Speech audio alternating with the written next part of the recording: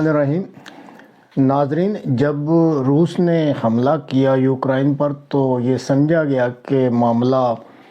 آسان سا ہوگا اور یوکرائن پر روس جو ہے وہ جلد قبضہ کر لے گا۔ روس کے خیال میں یوکرائن پر قبضہ ہو جانے کے بعد یورپ میں تفرقہ پیدا ہوگا اور پھر یورپ اور امریکہ کے جو ہیں وہ تعلقات خراب ہو جائیں گے، لیکن افسوس کہ ابھی تک ایسا نہیں ہو سکا۔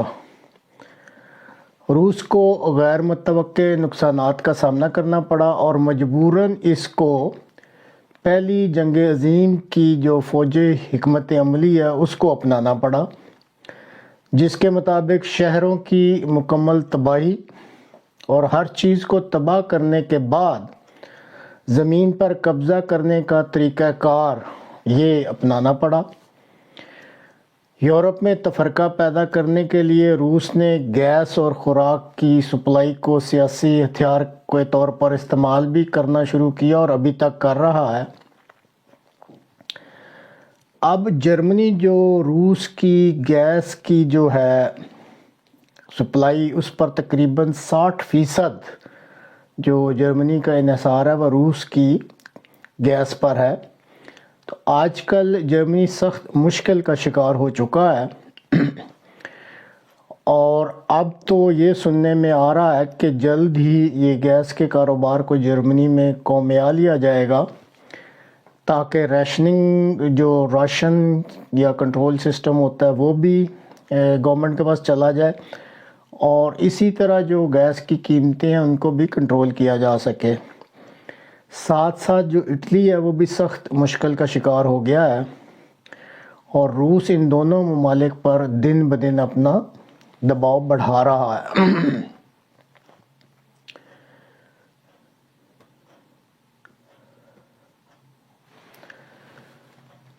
اس وقت جو میدان جنگ کی صورتحال ہے اس کے مطابق روس کے پاس اچھے قسم کے T-90 ٹینک تھے جو کہ اب لگتا ہے ختم ہو رہے ہیں اور میدان جنگ میں اب اکثر T-62 یہ اس کے بہت پرانے ٹینک ہیں وہ نظر آ رہے ہیں۔ اور پھر ایک اور حیران کن چیز جو سامنے آ رہی ہے کہ روسی فوجی بھی بہت کم نظر آ رہے ہیں اور روس کی طرف سے جو لڑنے والے ہیں ان میں سے اکثریت منگول ہیں، چیچنین ہیں اور ایک بہت ہی ایک پرانا ایرانی قبیلہ یہاں پہ آباد ہے جس کو اوستینین کہتے ہیں۔ یہ تین جو قبائل ہیں یہ اکثریتی تعداد میں جو ہے اس وقت روس کی طرف سے جنگ لڑ رہے ہیں اور کچھ اختلافات بھی سامنے آ گئے ہیں کہ روس کے جو نائب پوپ تھے انہوں نے اس جنگ کی مخالفت کی تو روسی صدر نے ان کو برطرف کر دیا ہے۔ اب جو یوکرائن کو امریکہ نے توپ خانہ دیا ہے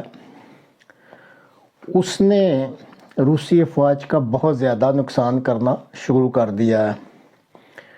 اور اب جو ایک نیا خوف روس میں پیدا ہو رہا ہے وہ ہے HIMARS۔ یہ ایک راکٹ لانچر سسٹم ہے جو کہ ہائی موبیلٹی آرٹلری کے طور پہ استعمال ہوتا ہے اور قیاس کیا جا رہا ہے کہ جو ہی یہ سسٹم، کیونکہ امریکہ نے ہزاروں کی تعداد میں یوکرائن کو کہا ہے کہ میں آپ کو دے سکتا ہوں اور یہ اگر میدان جنگ میں پہنچ جاتا ہے تو جنگ کا جو ہے وہ پاسا یا نقش پلٹ سکتا ہے اور نقشہ بالکل تبدیل ہو سکتا ہے۔ لیکن ابھی اس میں ایک مجبوری ہے کہ یوکرائن کی جو افواج ہیں اس کو کم از کم ستمبر تک اس سارے سسٹم کی جو ہے وہ تربیت لینی پڑے گی اور پھر وہ اس کو استعمال کرنے کے قابل ہوں گے۔ تو اب اگر جنگ مزید لمبی ہوتی ہے تو روس کے پاس جو ہتھیاروں کی ہے وہ شدید کمی سامنے آ رہی ہے اور یہی وہ تلخ حقیقت ہے۔ اور دوسری طرف روس کو یہ اب خطرہ لاحق ہو گیا کہ اگر ستمبر تک یہ راکٹ لانچر سسٹم بھی یوکرائن کے پاس مل جاتا ہے تو پھر بہت مشکل ہو جائے گا۔ یہی وجہ ہے کہ وہ اگلے 2 ماہ میں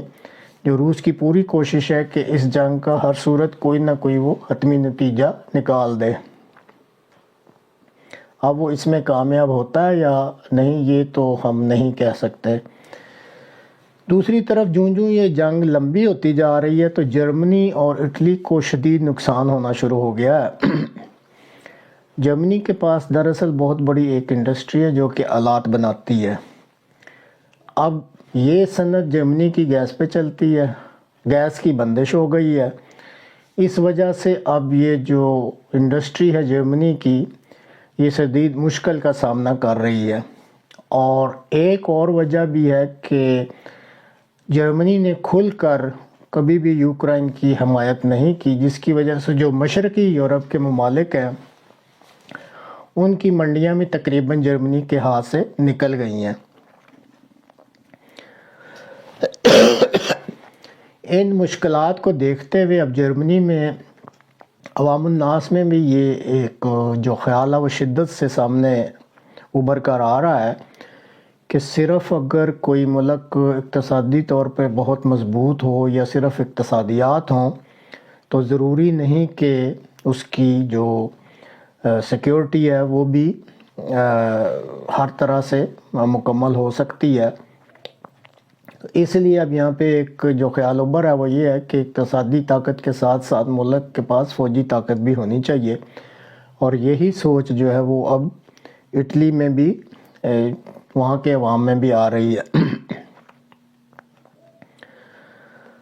یہ جرمنی اور اٹلی اور فرانس کے سربراہوں نے ہمت کر کے یوکرائن کا دورہ کیا تھا بغیر امریکہ کے، اور جو یوکرائن کے صدر ہیں ان سے خاصی لمبی چوڑی بات چیت کی، اور انہوں نے ان کو قائل کرنے کی کوشش کی کہ اس خطے میں امن کے لیے ہمیں مل بیٹھنا چاہیے اور آپ کچھ لچک دکھائیں اور اسی شرائط پر جو ہے وہ امن یہاں پہ قائم ہو سکے تاکہ خطے کی صورتحال مت بگڑے۔ لیکن بہرحال انکل سام جو ہم امریکہ کو کہتے ہیں وہ بچے تو نہیں ہیں، تو انہوں نے پھر سارا کھیل بگاڑ دیا، اور وہ نہیں چاہتے کہ ابھی تک یہ علاقہ ان کے ہاتھوں سے نکلے۔ اس لیے بظاہر تو یہ مشکل لگ رہا ہے کہ جو یورپ کے یہ جو 3 ممالک ہیں یہ یوکرائن کے صدر کو منانے میں کامیاب ہو جائیں گے۔ ایک اور جو مسئلہ یہاں پہ اس وقت ڈسکس ہو رہا ہے وہ یہ ہے کہ اس پوری جنگ میں نا امریکہ کی طرف سے کوئی واضح سیاسی ہدف نہیں ہے، اور کسی بھی سٹیج پہ امریکہ نے یہ اندیا نہیں دیا کہ اس کے فوجی بوٹ بھی سرزمین پر آئیں گے۔ اب مسئلہ یہ ہے کہ اس خطے میں، یا آپ اس تناظر میں پوری دنیا کو دیکھ سکتے ہیں کہ اس وقت 4 جو طاقتیں ہیں وہ آپس میں کشمکش میں مبتلا ہیں۔ ایک طرف روس ہے جو نیوکلیئر پاور بھی اور سپر پاور اپنے آپ کو اس خطے کی سمجھتا ہے، پھر یورپ ہے جو ایک اقتصادی طاقت بھی ہے اور نیوکلیئر پاور بھی ہے، اسی طرح پھر امریکہ ہے جس کے یہاں پہ بہت پرانے تعلقات ہیں، اور اب ایک نئی ابھرتی طاقت چائنا بھی ہے۔ تو اصل میں نا یہ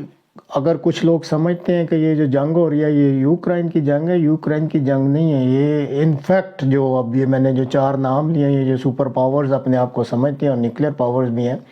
یہ ان کے مفادات کی جو ہے وہ جنگ بن چکی ہے۔